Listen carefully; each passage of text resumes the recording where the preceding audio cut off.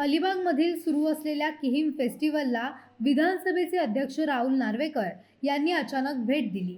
यावेळी त्यांनी फेस्टिवलमधील कलाविष्कारांचा आनंद लुटला तर माध्यमांशी संवाद देखील साधला।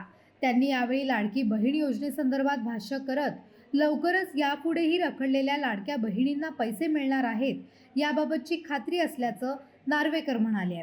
परभणी बीड हल्ल्याबाबत देखील यामध्ये शासन कारवाई करणार असून यामध्ये शासनाला त्यांचं काम करू द्या, शिवाय मंत्रिपदाबाबत पदभार स्वीकारण्यास उशीर झाला या प्रश्नावर देखील मार्मिक उत्तर दिलंय। पाहूयात। जेवढे पैसे द्यायचे होते ते दिले गेले आहेत आणि या पुढचे पण पैसे द्यायचे आहेत तर निश्चितपणे शासन देईल अशी मला पूर्ण खात्री आहे। या संदर्भातलं पूर्ण उत्तर आणि निवेदन शासनामार्फत विधानसभेच्या सभागृहात झालेलं आहे आणि त्यामुळे मला वाटतं याविषयी आता शासन योग्य ती कारवाई करत आहे आणि मला वाटतं शासनाला त्यांचं काम करायला आपण द्यायला पाहिजे। मला वाटत नाही कोणी कारभार स्वीकारला नाही असं नाहीये, सगळे कामाला शासनात करतच आहेत आणि करतीलच आणि मला खात्री आहे की येणाऱ्या काळात राज्याला न्याय मिळेल आणि राज्यातील जनतेला न्याय मिळेल आणि उल्लेखनीय कामकाज हे सरकार करेल।